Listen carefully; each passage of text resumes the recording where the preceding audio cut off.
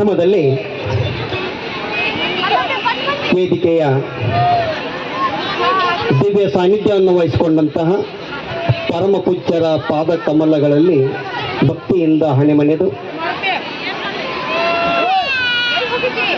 ಈ ಕಾರ್ಯಕ್ರಮಕ್ಕೆ ಆಗಮಿಸಿ ಅತಿಥಿ ಸ್ಥಾನವನ್ನು ಅಲಂಕರಿಸಿಕೊಂಡಂತಹ ಎಲ್ಲ ಹಿರಿಯರಿಗೂ ಹಾಗೂ ಈ ಶಿಕ್ಷಣ ಸಂಸ್ಥೆಯ ಅಧ್ಯಕ್ಷರಿಗೂ ಉಪಾಧ್ಯಕ್ಷರಿಗೂ ಕಾರ್ಯದರ್ಶಿಗಳಿಗೂ ಹಾಗೂ ಈ ಕಾರ್ಯಕ್ರಮಕ್ಕೆ ಸೇರಿದಂತಹ ಸಮಗ್ರ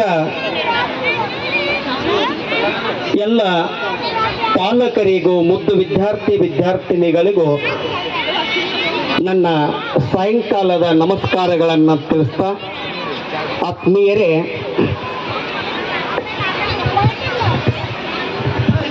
बोलो भारत माता की, भारत माता की, सब जोर ले ಹೇಳಿ, ಭಾರತ್ ಮಾತಾ ಕಿ. ಆತ್ಮೀಯರಲ್ಲಿ ನಾನು ವಿನಂತಿಯನ್ನು ಮಾಡ್ಕೊಳ್ತೀನಿ, ದಯಮಾಡಿ ಸ್ವಲ್ಪ ಶಾಂತತೆಯನ್ನು ಕಾಪಾಡಿಕೊಂಡ್ರೆ ಕಾರ್ಯಕ್ರಮಕ್ಕೆ ಇನ್ನೂ ಮೆರುಗು ಬರ್ತಾ ಇದೆ.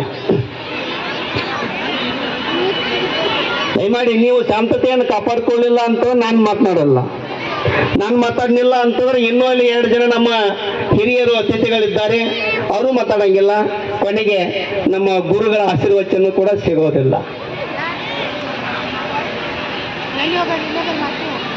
ನಿಜ ಹೇಳಬೇಕು ಅಂತಂದ್ರೆ